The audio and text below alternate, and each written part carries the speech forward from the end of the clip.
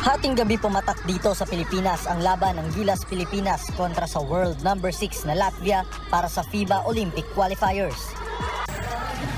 Tila umabot naman ang energy ng fans sa Gilas na agad rumatsyada sa unang quarter pa lang ng laro. Bumuo ng 16 puntos na lamang ang Pilipinas pagkatapos ng first quarter ay pagdating ng halftime. Lalo namang nag-init ang Gilas pagpasok ng third quarter kung saan napalobo nila sa 26 ang lamang. And he makes the tough triple! Wow! Pero tila nagising ang Latvia at humigpit ang depensa.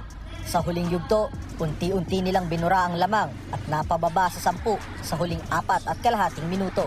And Spitz finds a lane and finds a bucket! Nagtala ng 26 points, 9 rebounds at 9 assists si Brownlee para pangunahan ng Gilas. Buhay na buhay ang tsansa ng Pilipinas na makapasok sa semis ng qualifiers. Got to credit our guys and their defense. I mean, I really am shocked to be here, but we didn't come here to win one game. You know, we hopefully can move on and get to the next round and have a chance to maybe play Latvia again in the finals. 1-0 ngayon ang standing ng Gilas sa Group A ng torneo. Samantala, sa kabila ng pagkatalo, pasok pa rin ng Latvia sa semis ng qualifiers matapos tambakan ng Georgia sa una nitong laban noong isang araw. Magtutuos ang Gilas at Georgia mamayang alas 8:30 ng gabi oras dito sa Pilipinas. Ayon sa FIBA, aabante sa semis ng OQT ang Pilipinas kung mananalo sila o kung matatalo ng hindi lalagpas sa 18 puntos.